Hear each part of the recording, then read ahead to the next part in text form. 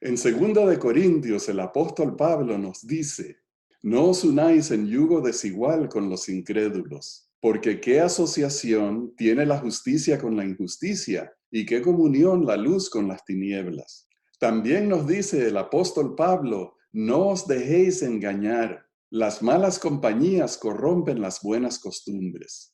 El mensaje parece ser que los cristianos no debemos asociarnos con los no creyentes para no corrompernos. Pero también leemos en el Evangelio que Jesús nos dijo, vosotros sois la sal de la tierra y vosotros sois la luz del mundo. Y entonces la pregunta obligada es, ¿cómo podemos ser nosotros la sal de la tierra sin dejarnos influir negativamente por los que no creen en el Evangelio? Este es el estudio de hoy. No se retiren, que ya regresamos.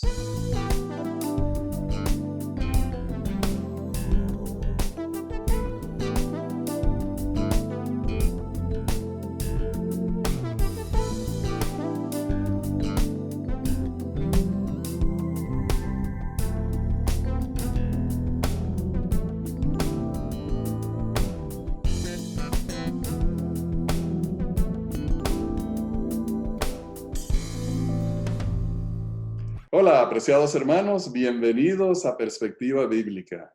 Y Johnny, contento de estar de vuelta contigo para este estudio. Hoy tenemos el estudio que se llama ¿Cómo afrontar las malas decisiones? Y decisiones malas yo he tomado en mi vida, Rafael. Y le pido a Dios me ayude en el presente a seguir su voluntad y su propósito. Yo me imagino que tú nunca has tomado decisiones malas, ¿verdad? Ni bromees con eso, hermano. Mm. Todos fallamos, ¿verdad? Por eso vamos en oración al Señor. Oremos. Gracias, Señor, porque en ti podemos confiar, en ti tenemos seguridad de aceptación y ayúdanos en el proceso de cambio. En el nombre de Jesús oramos. Amén. Bien, Johnny, el tema de hoy se trata acerca de las malas decisiones hechas por el pueblo de Israel. Nehemías encontró una serie de malas decisiones. Y vamos a comenzar con el pasaje en el capítulo 13 de Nehemías. Vi asimismo en aquellos días a judíos que habían tomado mujeres de Asdod, amonitas y moabitas, y la mitad de sus hijos hablaban la lengua de Asdod porque no sabían hablar judaico, sino que hablaban conforme a la lengua de cada pueblo. Y los reprendí y los maldije, hice azotar a algunos de ellos y les arranqué los cabellos y les hice jurar diciendo, no daréis vuestras hijas a sus hijos y no tomaréis de sus hijas para vuestros hijos ni para vosotros mismos. Tengo que reírme, Rafael, porque es una tragedia el hecho de que tomaran esas malas decisiones, pero los remedios que aplicó el hermanito Nehemías son tan ajenos a la mejor pedagogía. Hemos de entender un poquito más quién era Nehemías. Él era un copero. ¿Y eso qué quiere decir? Ser copero era una profesión muy importante para el rey o la reina y la familia del rey y la reina, porque lo que él hacía era determinar la pureza de los alimentos que iba a ingerir el rey. Le tocaba a él comer y tomar antes que el rey, toda la comida que el rey tenía puesta en su mesa frente a él. Y esto me imagino que lo tenían que hacer frente al rey, para el rey tener esta confianza. Porque el envenenamiento era una forma de subterfugio y de rebeldía que se usaba comúnmente. ¿Qué te parece, Rafael? ¿Te hubiera gustado tener ese trabajito de Nehemías? Obviamente que no, porque el peligro era grande, sí. Pero ahora entonces Nehemías viene de regreso a Jerusalén y encuentra una situación que le parece que iban mal. Porque el pueblo de Israel en su historia, fue un pueblo que estuvo rodeado de muchas naciones, que vivió en Egipto, que vivió en Canaán, que estaba rodeado y en medio de muchas naciones, que habían gente de naciones que se unían a ellos. Y entonces había un intercambio cultural, John. Nosotros los latinoamericanos, especialmente los que venimos aquí a los Estados Unidos, nos encontramos en medio de muchas culturas. Uno va a la iglesia y es una verdadera iglesia panamericana. Hay gente, especialmente por acá, en nuestra tierra de aquí de Ohio, hay mucha gente de Puerto Rico, hay venezolanos que han venido de la Diáspora. de la diáspora, esa era la palabra que estaba buscando, de la diáspora reciente de venezolanos, muchos mexicanos, centroamericanos. Y es muy agradable, Johnny, compartir con personas de tantos lugares. Y entonces uno encuentra un efecto que uno va aprendiendo las comidas de ellos, las formas de hablar de ellos. A mí me gusta hablar puertorriqueño, me gusta hablar mexicano, me gusta Ay, hablar bendito. venezolano, todos esos idiomas o dialectos latinoamericanos. Y en el caso de esta gente, habían traído a estas mujeres a su seno y entonces seguramente esas mujeres aprendieron de la cultura hebrea. Seguramente se dieron cuenta que ahí no habían estatuas de Jehová, no habían ídolos hechos a Jehová. Seguramente habían aprendido que se debía de comer de ciertas formas. Y todo eso está muy bien. El problema es que ellas vinieron con sus ídolos, vinieron con sus costumbres, con sus creencias, con su idioma, con sus comidas. Y entonces aquí vemos, y vemos en la escritura que muchas veces Israel llegó a tomar costumbres, prácticas religiosas de esas naciones y de esas mujeres. Y estaban hasta los niños, hablaban un idioma que no era el idioma en el que se encontraban sus escrituras, que no se podían comunicar. Y entonces se estaba perdiendo la identidad que Dios quería formar en ellos. Y la pérdida grande es la conexión con la palabra de Dios, que no había sido traducida a todos estos idiomas, porque Dios fue el diseñador de todas las culturas, como nos dice el hermanito Pablo, y está registrado en el libro de Hechos cuando él predica su sermón en el Areópago.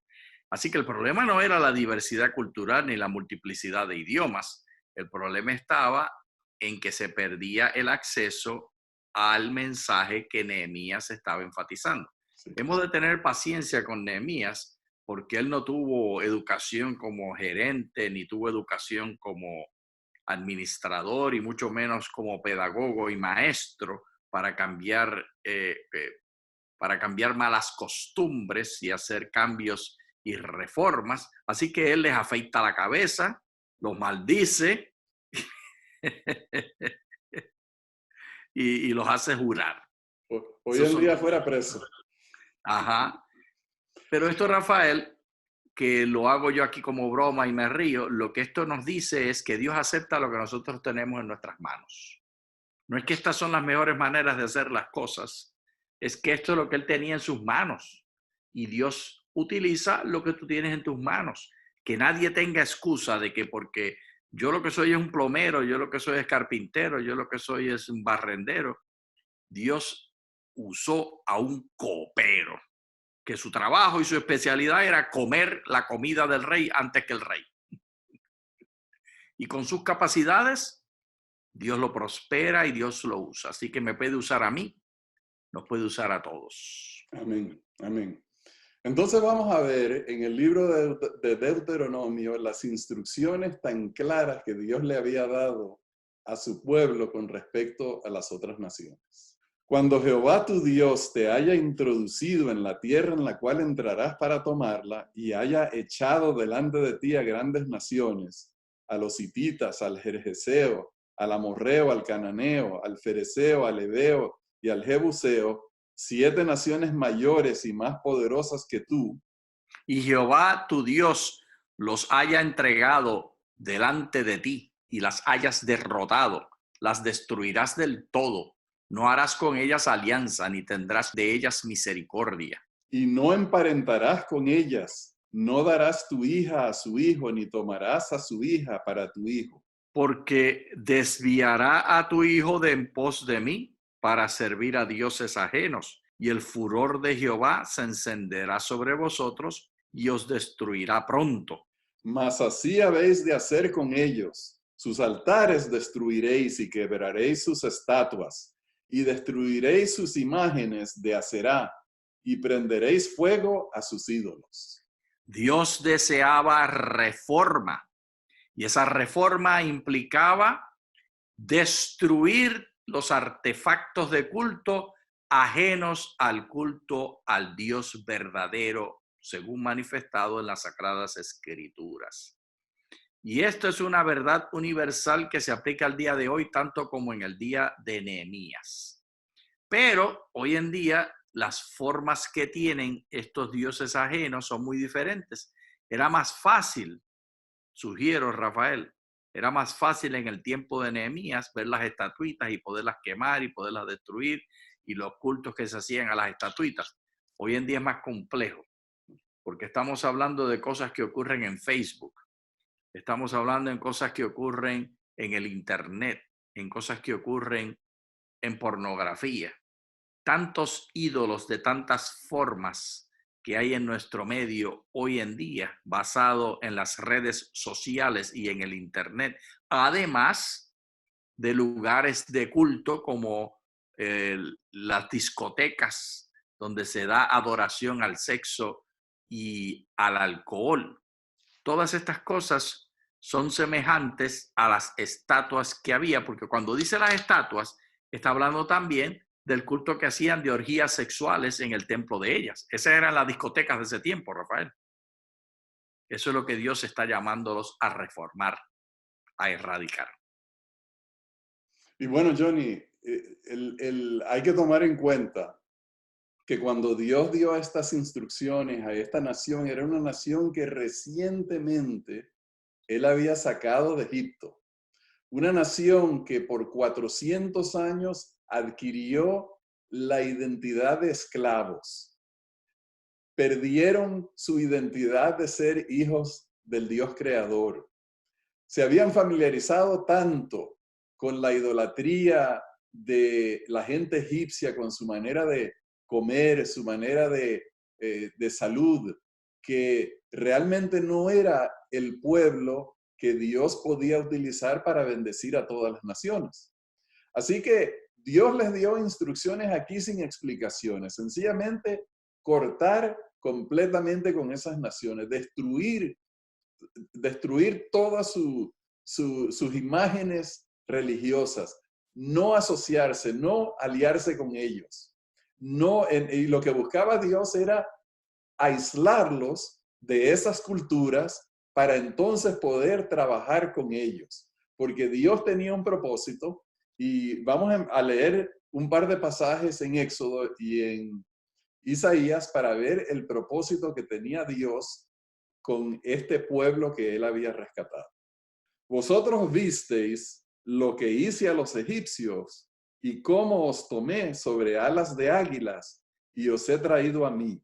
Ahora pues, si dais oído a mi voz y guardáis mi pacto, vosotros seréis mi especial tesoro sobre todos los pueblos. Porque mía es toda la tierra, y vosotros me seréis un reino de sacerdotes y gente santa. Estas son las palabras que dirás a los hijos de Israel. Esto, Rafael, es una bendición especial que Dios le estaba dando. Cuando él llamó al hermanito Abraham y le dijo que iba a ser bendición para todas las naciones de la tierra, y todos los que lo bendijeran a él serían bendecidos y todos los que lo maldijeran a él serían maldecidos. Aquí se está desdoblando más toda esta realidad, que es lo que debe ser contigo y conmigo, con la iglesia, en el vecindario donde nos encontramos y en el trabajo donde vivimos y en el vecindario y en todas partes. Sigue siendo igual para hoy. Y Johnny, imagínate, para una nación esclava, una nación que no tenía nada que mostrar, no tenía objetos culturales, no tenían logros, no tenían ciencia, no tenían sabiduría, sino que era una nación de gente que trabajaba largas horas para producir para los egipcios. Ellos no habían acumulado riqueza, ni conocimiento, ni sabiduría, no tenían nada de lo que estar orgullosos en sus logros. Y que Dios venga a decirle a ellos que iban a ser su especial tesoro, que iban a ser un reino de sacerdotes, gente santa, era exaltarlos. Pero tenía Dios un propósito y vamos a leer en el libro de Isaías.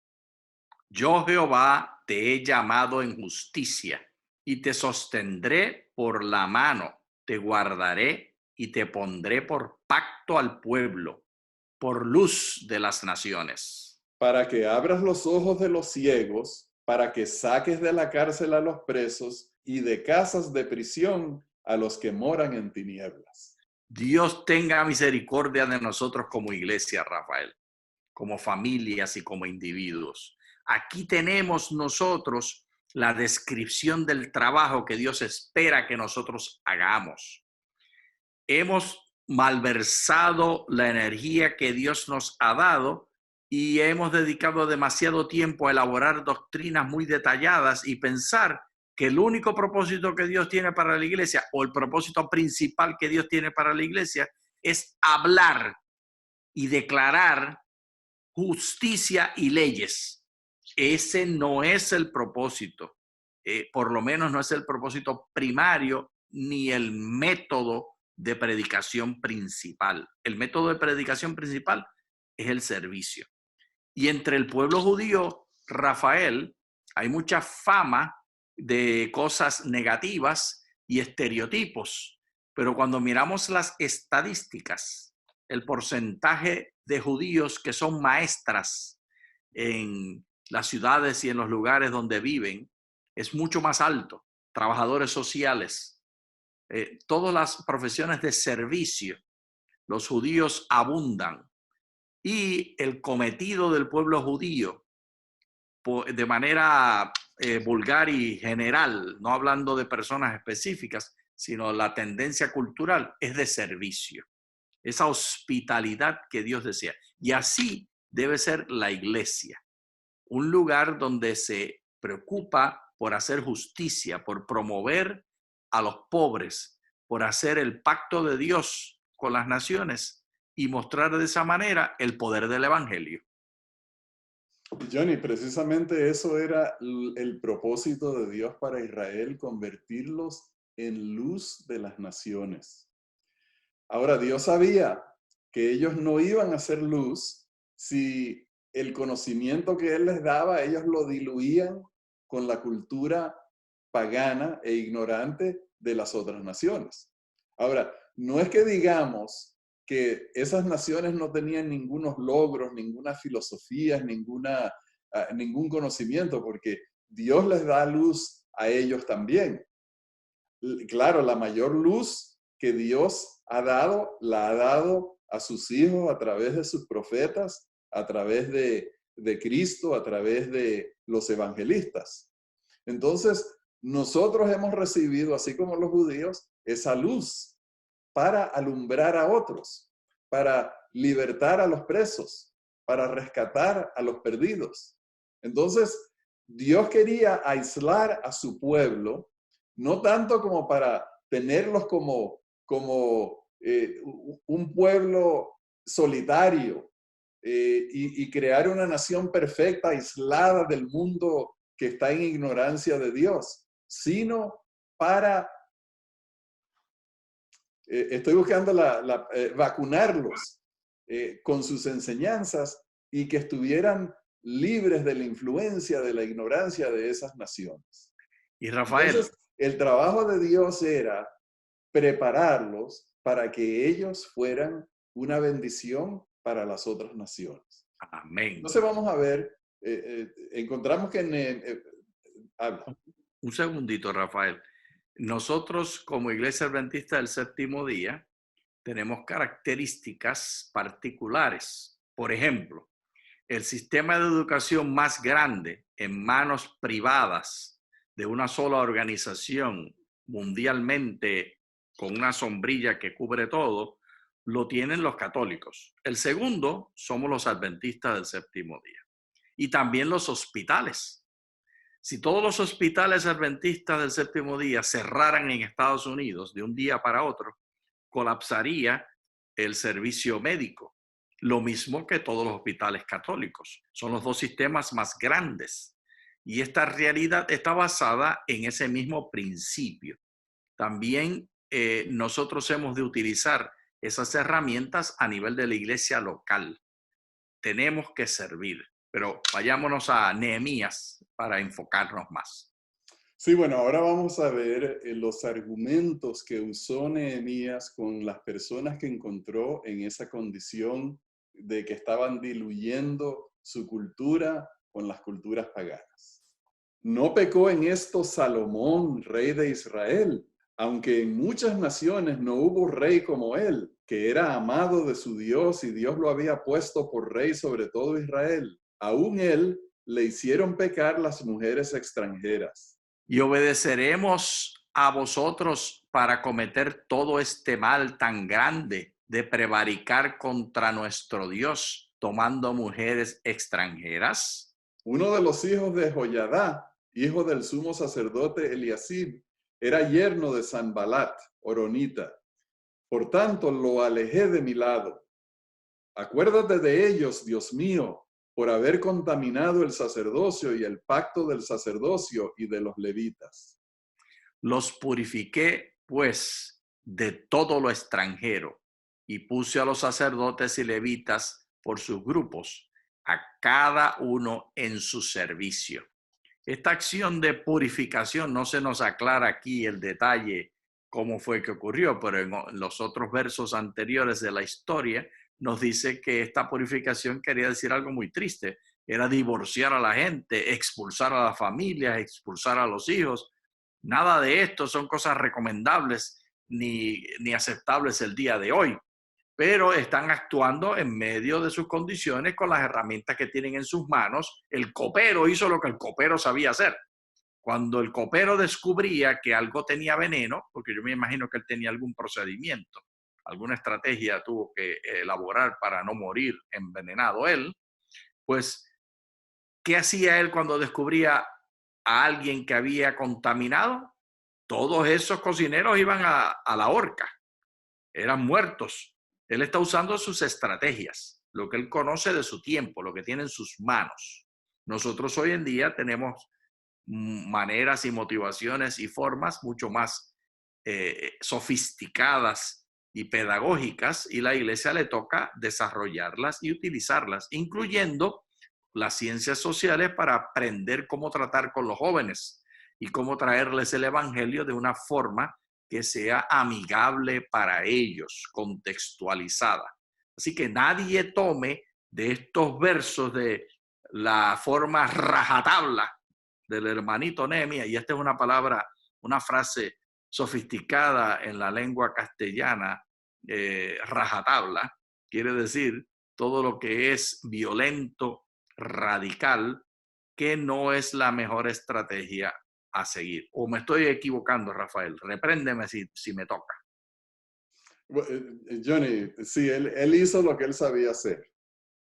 Se nos presenta como ejemplo aquí lo que él hizo, como para considerar que así como él no dio tregua, así como él no aceptó esa dilución de la cultura hebrea, del conocimiento que Dios les había dado para combinarlo, para diluirlo con las costumbres, el idioma y las religiones paganas, entonces nosotros debemos de encontrar en eso algo para nosotros aplicarlo. Y en el Nuevo Testamento, Pablo presenta un tema que nos ayuda a pensar y a entender lo que estaba sucediendo en los tiempos de Nehemías. Vamos a ir a 2 de Corintios. No os unáis en yugo desigual con los incrédulos, porque ¿qué asociación tiene la justicia con la injusticia? ¿Y qué comunión la luz con las tinieblas? ¿Y qué armonía Cristo con Belial? ¿O qué parte el creyente con el incrédulo? Y qué concordia entre el santuario de Dios y los ídolos, porque vosotros sois el santuario del Dios viviente. Como Dios dijo, habitaré y andaré entre ellos y seré su Dios y ellos serán mi pueblo. Por lo cual, salid de en medio de ellos y apartaos, dice el Señor, y no toquéis lo inmundo, y yo os acogeré. Y seré para vosotros por padre, y vosotros me seréis por hijos e hijas, dice el Señor Todopoderoso. El Señor Todopoderoso equipa a su iglesia para mantenerse pura y mantener las mejores estrategias de predicación y mantener a los jóvenes en la iglesia y continuar la predicación y el mensaje de servicio hospitalario en nuestras comunidades, en nuestras familias y en nuestras vidas. Esto es un propósito de Dios comunicado a Nehemías en su forma y en su contexto, comunicado a Pablo en su forma y en su contexto. Y hoy en día hemos de desdoblarlo en nuestra forma y en nuestro contexto también. Sabemos por estudios hechos con estadísticas y análisis científico y de ciencias sociales que todos los jóvenes que van por cada año que pasan en las escuelas adventistas y en las universidades adventistas, y mira, Rafael, hay mucha gente que critica grandemente nuestras universidades y nuestras escuelas, y muchas críticas tienen razón, pero la estadística nos dice que por cada año que estuvieron en escuelas y en academias y en universidades adventistas, los jóvenes son más fieles en 4 puntos. Número 1, su relación con Jesús es más certera. Número 2, su propósito de mantenerse fieles a la iglesia como miembros es más seguro. Número 3, su dedicación al servicio con Cristo es más amplio. Y número 4, su compromiso de mantenerse puros y evitar las conductas de alto riesgo, como el alcohol, el sexo prematrimonial, el uso de drogas, la participación de fiestas donde se vende alcohol y se usa alcohol, es más fiel. Todo esto para decir que no es la maceta lo que hay que usar, no es el diácono dando cocotazos o el padre apretando y dando pellizcos. Tiene que utilizarse la pedagogía y tiene que utilizarse las herramientas que Dios le ha dado a la iglesia, la educación adventista, por ejemplo, educación cristiana. Tenga misericordia Dios de cada uno de nosotros y nos ayude a mantener a nuestros hijos fieles al Señor y puros. Amén. Y bueno, Johnny, cuando habla ahí acerca de qué comunión tiene la luz con la oscuridad, la justicia con la injusticia, no es como para decirnos a nosotros que no debemos de asociarnos y tratar con personas que no conocen el Evangelio, sino que no debemos aceptar las enseñanzas del mundo y dejar que tomen el lugar de las enseñanzas que Dios nos ha dado a nosotros. Jesús nos mandó a ser sal de la tierra y luz del mundo. Jesús nos ha dado a nosotros la iluminación de sus enseñanzas. Jesús nos ha dado a nosotros el estímulo de la iglesia. Nos puso en una iglesia, en una comunidad de creyentes para fortalecer nuestra fe y que utilicemos ese conocimiento y esa fortaleza para influir positivamente sobre las otras personas y no que ellos influyan sobre nuestra fe y nuestra entrega al Señor. Y con ese pensamiento llegamos al final del estudio de hoy. Les agradecemos por habernos acompañado y les deseamos muchas bendiciones de Dios. Muchas gracias.